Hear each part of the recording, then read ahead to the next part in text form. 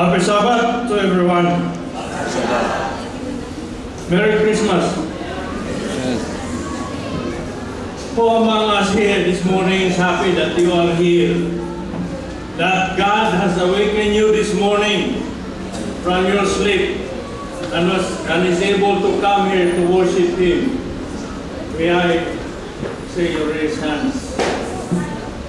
Who among us here is happy that God has extended your life up to this time, from the beginning of the year? That's very good. The response is very good. But there are still others who doesn't want to thank God for the life that He is having.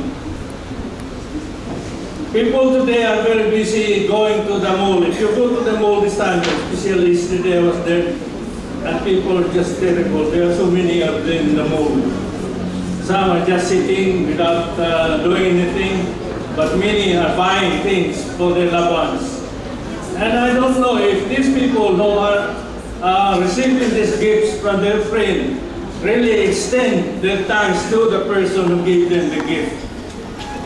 Are you sure they really, all of this, remember to give thanks and for the goodness that their fellow man has given them? And for us Christians, it is a sign for us to have a worship evening and morning. That is the time that we express our thankfulness and gratitude to our God, who is our Creator, our Redeemer, who came to this earth to die and offer Himself to the cross, that through His death we will have salvation. I don't know if you are still doing this morning and evening worship in your homes. I've been to Manila a few weeks ago, and I stayed among the community of believers, Seventh-day Adventists, and majority of them are even workers of our church.